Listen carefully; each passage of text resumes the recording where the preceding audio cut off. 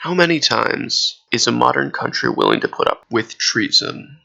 And by treason, I mean high treason. Abject betrayal of one's military overlords. If our own troops revolted and then were arrested, what do you think would happen to them? In the Middle Ages, the meaning of treason could depend on who you were asking, as could the punishment for it. And this episode is an episode with a lot of treason in it. This story has a lot of treason in it. When we last left England, it was invaded. Remember, just had been invaded by an army of Vikings.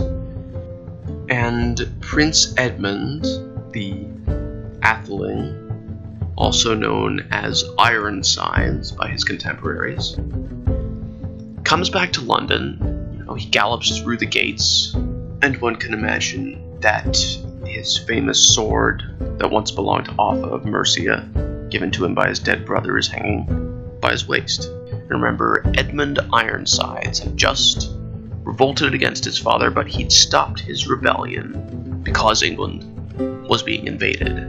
In London, there to greet him, however, is not his father. King Athelred, who rules England, won't see Edmund. Instead, the man who greets him is a person named Eadric of Mercia, the king's top advisor, who, if you'll recall, is responsible, potentially, for killing Edmund's brother, Athelstan, potentially.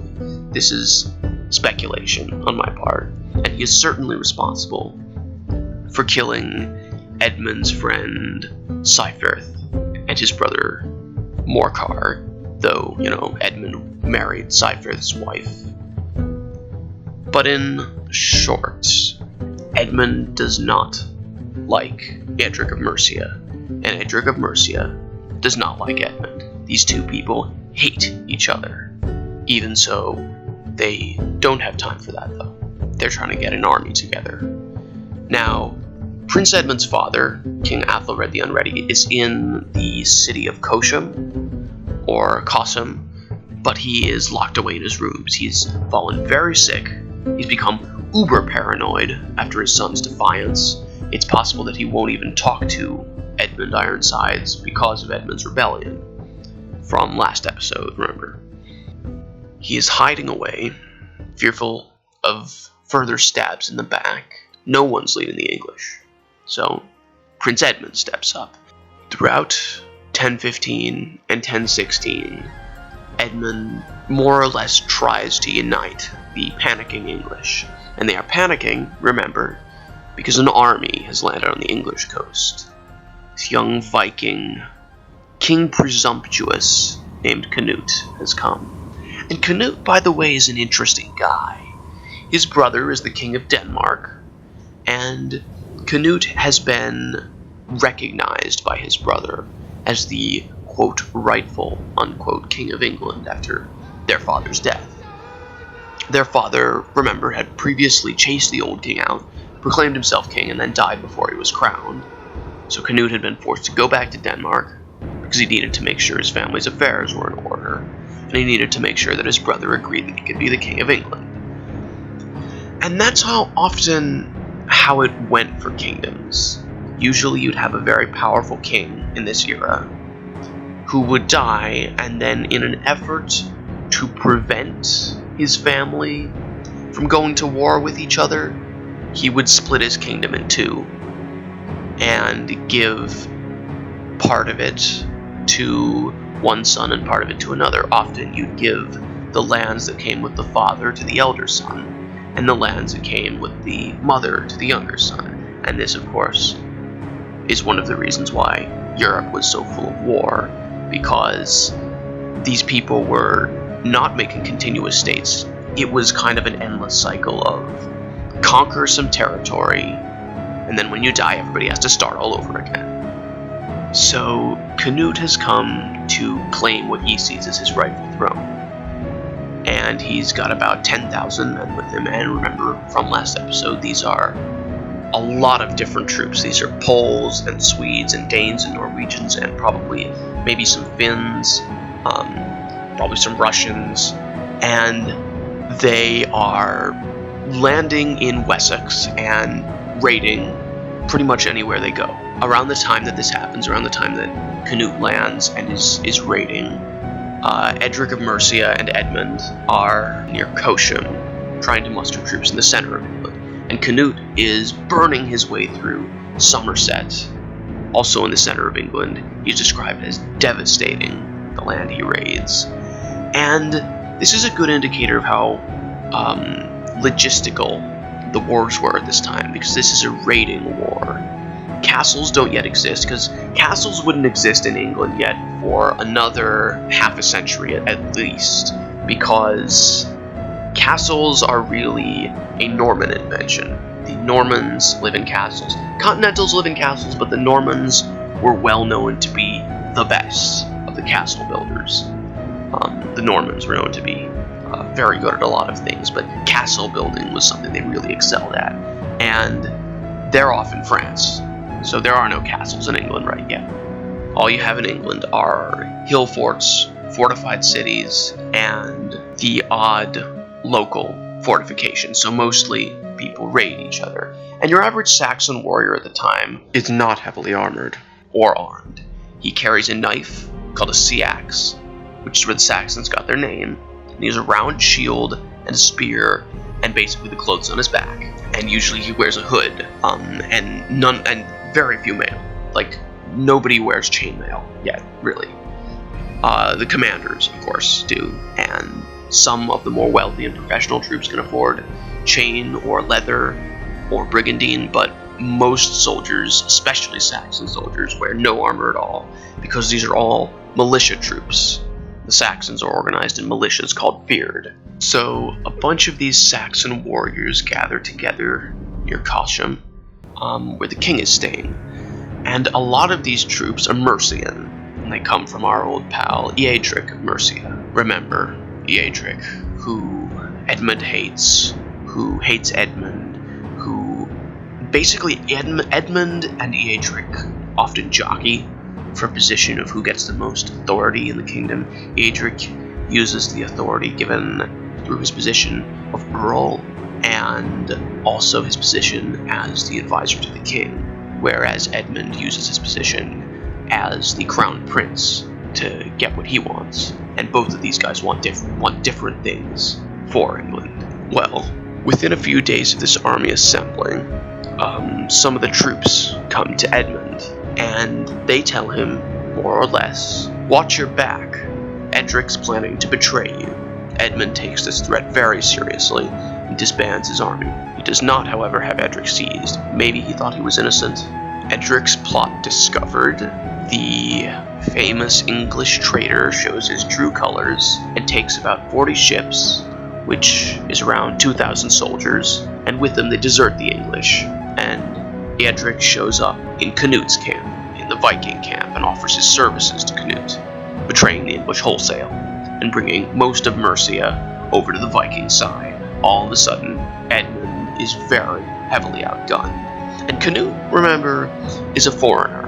Any help is good help, and he doesn't know who these people are, really. So he agrees, and Eadric joins Canute's army. And here I have to give credit where it's due. Edmund was a smart man. That is, Edmund Ironsides was a very clever man, and he knew how to fight a war when he was outgunned. He tried to get the English to unite twice more in the south, and either they wouldn't stop flipping out, or his father kept seeing plots to kill him and wouldn't let him take any troops from London. So Edmund scraped together what troops he could in southern Mercia, and then goes up to face Canute. And Canute's army is plundering their way through Warwickshire, which is in central Mercia. Remember that though Eadric is the Earl of Mercia, not all of Mercia is ruled by Eadric, because in the Middle Ages, most of your territories don't connect. You rule non-continuous bits of land, and they're plundering, basically, all of Edric's neighbors. And according to Saxo, that is Saxo Grammaticus, Eadric and Canute were very closely allied now, and they were killing everybody they met. Edmund's army, though, remember, is mostly Mercian. by way of nationality. And when they see Canute's army, which is also mostly Mercian, that is, the parts that aren't Danish, they refuse to fight. Either they're too scared of the Danes, or they're worried that the Danes will retaliate by attacking their families, since remember, the Danes are in control of most of Mercia, or else they don't want to fight fellow Mercians. And remember, their own lord, Eadric, is fighting on Canute's side. So the army mass deserts. They don't join the Danes, but they go home. They refuse to fight the enemy and they disband. And Edmund is left only with his personal guard, and, one can imagine an incredible amount of irritation, frustration. This is a warrior prince who has tried to unite the English into an army 3 times, and every time he fails, and it's not because it's his fault. The first time, remember, Eadric betrayed him. The second 2 times, they wouldn't stop living out, and now they just won't fight. So Edmund abandons his attempts at raising an army.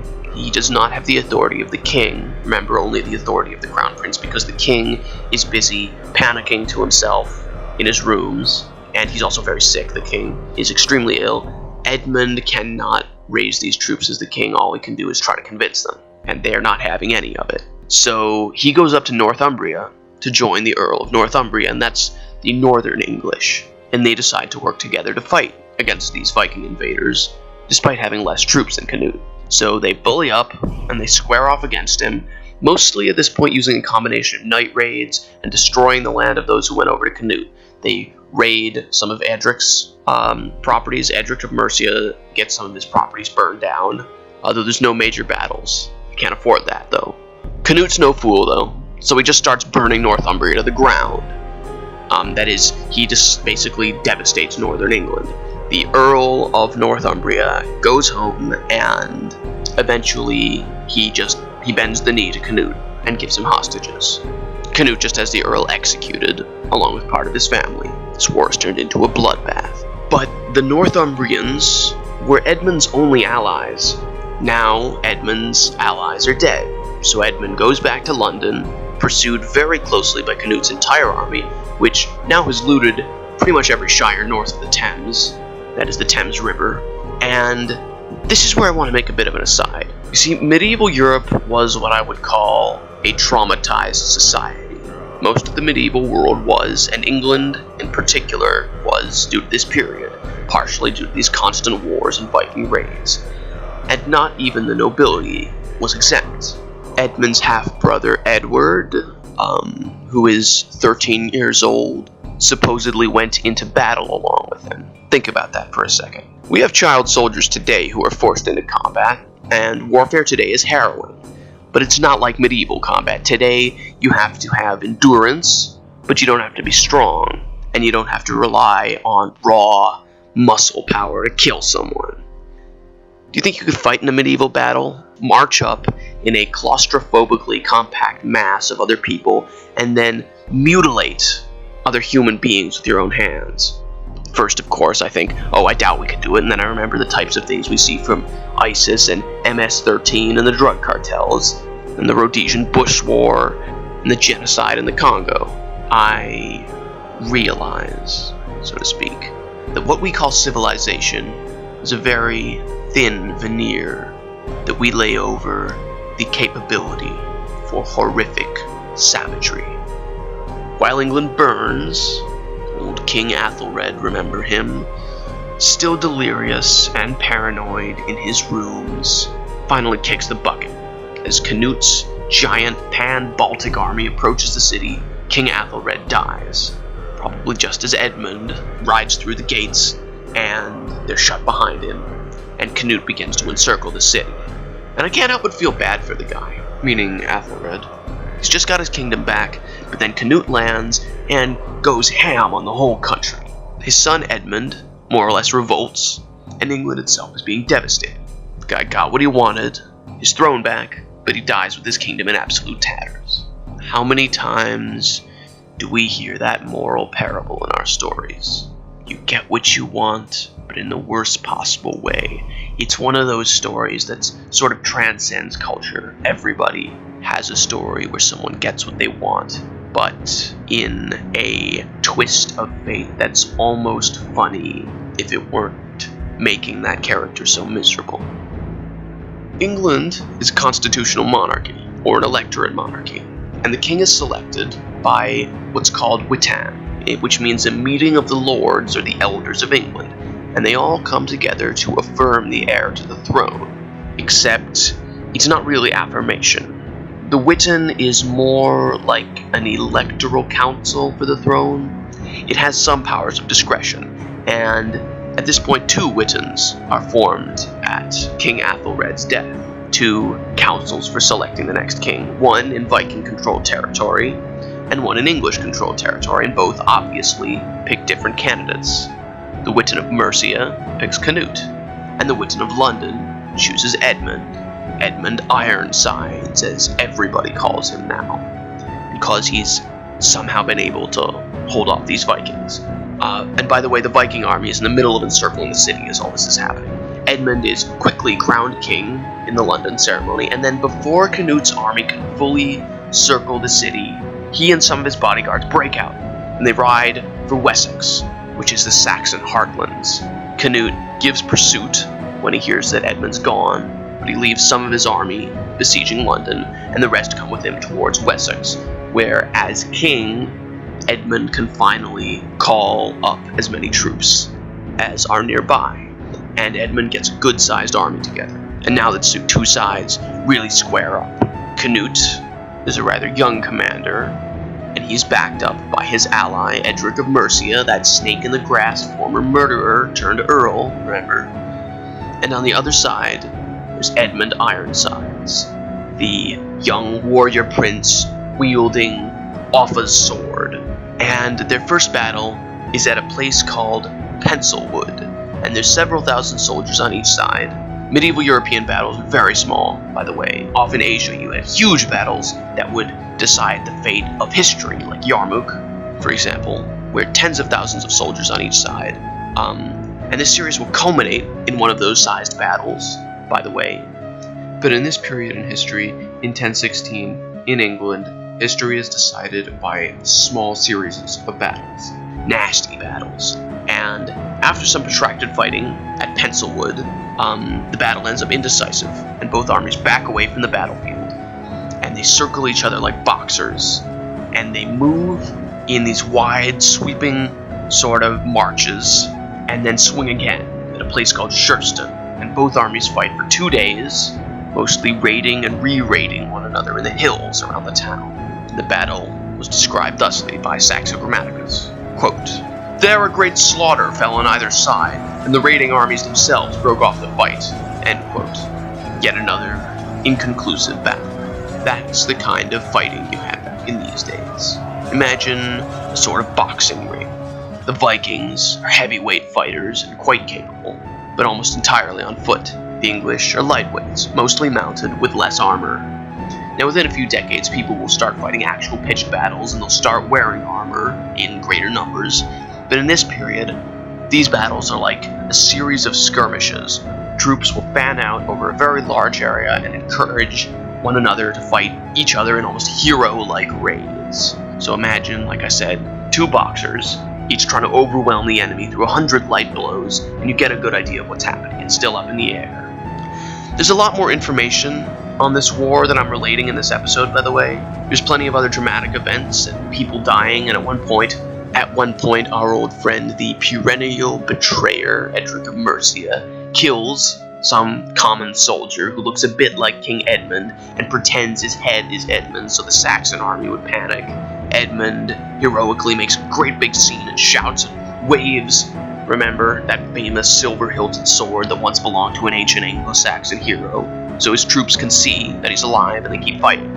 And if you can, keep this in mind for like the next dozen episodes, because there'll be something that harkens back to it towards the end of this series, that little moment right there. And I can't tell every event in this war, but I can tell some. Now, Edmund is an extremely capable soldier, but he's too trusting. Canute is a very competent leader and a very good warrior. Earl Eadric of Mercia has a lot of soldiers and he's very clever. Now, on or around mid-October Edmund defeats an English attachment of Canute's army, and oh hey, turns out it's led by this Loki-like figure, Eadric of Mercia, who, along with his troops, comes up to Edmund after the battle and asks to rejoin the English cause. You know, hey boss, I know we betrayed you, but can we come back and be friends? Eadric of Mercia must have been some sort of demigod-like orator, or have been capable of inspiring some extreme sort of trust in people. For some inexplicable reason, King Edmund Ironsides agrees, and he probably should have considered Eadric's character, but in his defense, Canute had just started raiding parts of Mercia again, and these were Eadric's bits, and these Mercian Saxons probably told him, well, look at that, yeah, we hate him, he's attacking our homeland. Edmund lets these Mercians and Eadric join his army, and now he has the advantage in numbers. He and his force, here the Canute's army, is headed off to their boats, because winter is just around the corner, and the Vikings probably intended to sail to the Danelaw. Remember, that bit of England where Scandinavian settlers lived. That's the Vikings' base in England for now. And they probably intend to sail to the Danelaw and wait for the snow. You see, you don't just go on campaign and fight in winter in England in the 11th century. The very concept is idiotic.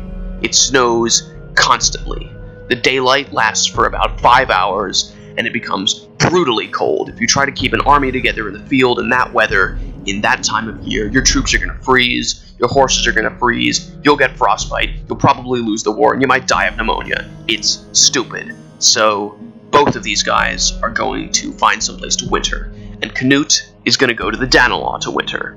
But his troops are mostly Scandinavian, and fairly far away from home, so, you know, they'll stay in his general vicinity in a camp around him. But old King Edmund, or, well, young King Edmund Ironsides, however, has an Anglo-Saxon army, and they're fighting on their home ground.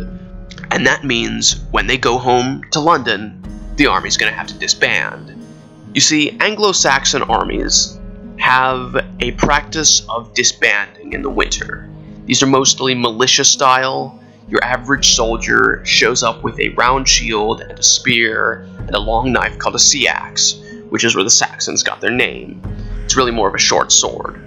And they're, like I said, they're militia soldiers. Their soldiers are going to miss their families, and they aren't going to want to freeze for 5 months in the medieval winter in a military camp. These are not soldiers by profession. These are farmers. So Edmund has a short window, and he seizes his chance, and he gets his army all together. Wessexians, Londoners, Essexians, Welsh, Mercians. They go to try to take these Danes by surprise as the Danes make for the coast, and they intercept them at a place called Assandun in Essex. And Essex is a place that means East Saxony, more or less, in England, so it's in the eastern part of Saxon England. Both armies meet at Assandun, and they draw up for battle on this cold October day, with the leaves making a golden carpet on the ground below them, and the wind blowing hard from the north. And that perennial Loki, Eadric of Mercia, who, remember, deserted the English at first, and then deserted the Vikings when things started turning bad for them, and now he's on the English side again. He tells Edmund that it's not a good time to attack. But, you know, Edmund basically says, no, we're attacking now, it's our only chance. So the armies come together in this large battle with maybe 10,000 troops. The full numbers aren't known. It might be 10,000 troops on either side, it might be 10,000 troops altogether. They've been fighting for about a year. And this battle is poorly recorded, but a few things are known.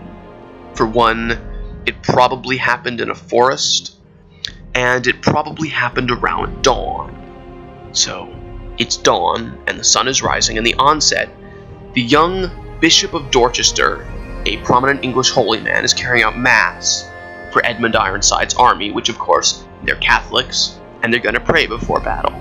Now, as this bishop is leading the men in prayer, a bunch of these basically heathen Danes, the Vikings from Canute's army, come running out of the woods, swords in their hands, and before the shocked eyes of the entire English army, these Scandinavian warriors hack off the bishop's hand. This holy man, they hack his hand off, and then they kill him.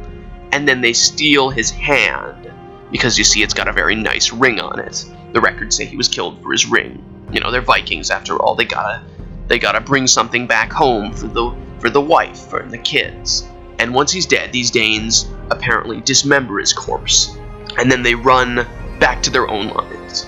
And then the battle begins, and you can only imagine these Anglo-Saxons under Edmund are pissed. I mean, these Vikings just killed their holy man.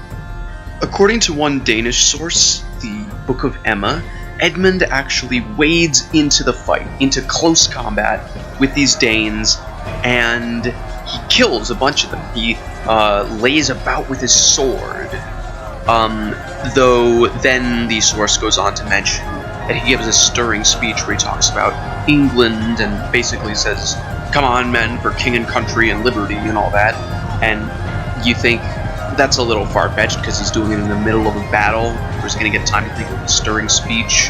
Again, this is a Danish source, so who knows? Now, according to some sources, the soldiers actually fight from 9 a.m. until the moon is bright above them.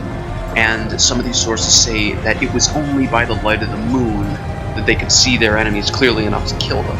And otherwise, every man would have killed his comrades instead. And that's probably a bit apocryphal because it's the Middle Ages, but even so, that's stirring stuff right there.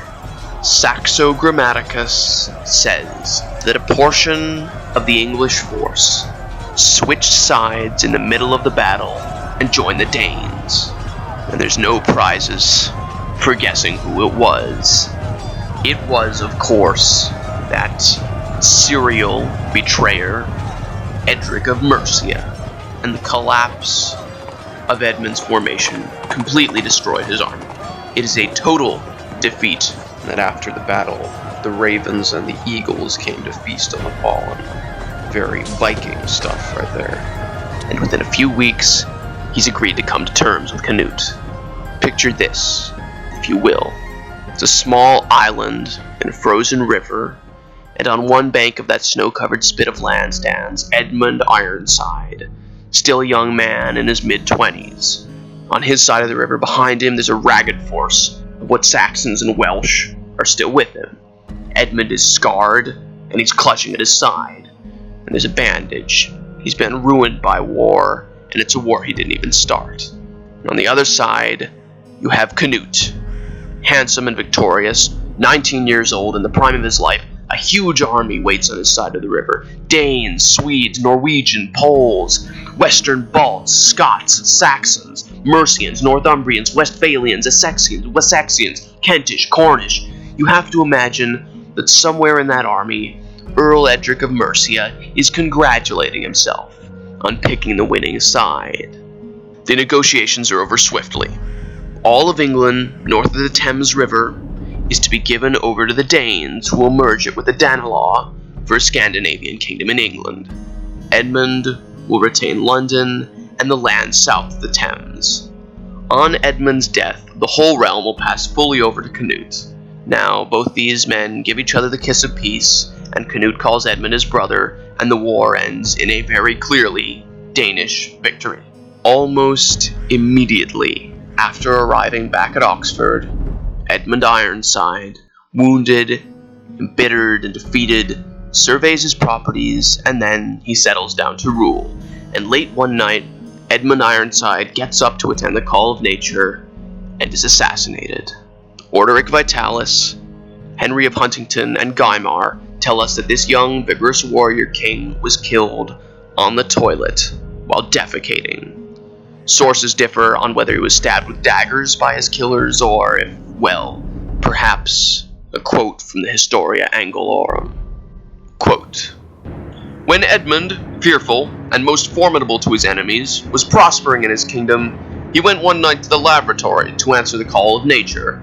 There, the son of Ealdorman Eadric of Mercia, who, by his father's plan, was concealed in the pit of the privy, struck the king twice with a sharp knife in the private parts, and leaving the weapon in his bowels, fled away." End quote. This is a humiliating, brutal death that Edmund Ironsides probably did not deserve. And of course, it's carried out on the orders of that nice fellow, Eadric of Mercia. On Christmas Day, Canute is crowned King of England in a lavish ceremony at London. Immediately, he sets about consolidating his rule. The relatives of Edmund are exiled or deported. One tries to raise an army and he's quickly arrested and executed. A huge Danegeld is raised, that is, a tribute. The title of the alderman, which I've been calling Earl in this story, is officially replaced by Earl, which was already in local usage in England. Any vocally pro-House of Wessex lords are dismissed from their offices, and King Athelred's other surviving sons are all exiled. Canute distributes lands to people who served him, people with names like Thorkel the Tall and Eric of Flathier. Then, among all these people who are getting enriched, Eadric of Mercia asks about his reward from the new king. Canute the Great's reply is related to us in Historia Anglorum. Quote, "Then Eadric came to King Canute and saluted him, saying, 'Hail, sole king!' And when he had disclosed what he had done and what had happened," meaning the ordered killing of King Edmund, "the king," that is Canute, answered, 'As a reward for your great service, I shall make you higher than all the English nobles.' Then he ordered him beheaded, and his head be fixed on a stake at London's highest tower." End quote. A little bit of karmic justice for poor Edmund. By the new year, Canute divorces his current wife, and then marries Emma of Normandy, Edward and Alfred's mother, and Athelred, the previous king's widow. Interestingly enough, it seems that Emma was actually quite happy about this. She kind of despised her previous husband, from what I've read. A quote from Queen Emma's younger life states, quote, "Emma, who, though possessed of unrivaled beauty, had failed in securing the affections of her husband Athelred. From the time of their marriage, the king had neglected her company, and associated with unworthy favorites, both male and female. Emma felt this deeply. Learned and highly accomplished, she felt that the treatment of Athelred was so degrading to her merit that she resolved at length, at some point, to return to Normandy." Of course, at this point she's back in England. But Canute, on the other hand, was a far better husband. Young King Canute, 19 years old, supremely intelligent. He was a charismatic man. Emma was about 30 at this time, much closer in age to Canute than she had been to her paranoid, wizened ex-husband, and apparently far better groomed and handsome as well. Canute was said to be very handsome and said to have very high grooming standards. The Vikings were extremely clean people. Supposedly, when Canute marched into London and informed her she was to marry him, they engaged in a, quote, "battle of wits," end quote, where he promised not to harm any of her children by Athelred. Those children, Edward and Alfred, are exiled. They were brought to Emma's brother, Duke Richard, back in Normandy, who agreed to raise them himself. Canute is also said to have become a Christian for Emma. His religion isn't well known before this, but many say he was a pagan. At this point, he began giving all sorts of jewels and gifts to the churches. As for his wild Baltic army, he pays them as promised and sends them home. They all return happy, rich men.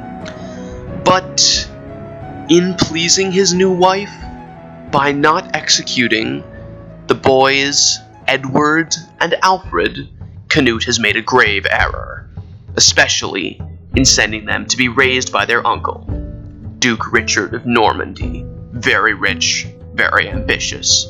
And each morning, Edward and Alfred awake in Rouen, which is the capital of the Duchy of Normandy, and they are trained by some of the finest soldiers in Europe. The Normans are unparalleled cavalrymen.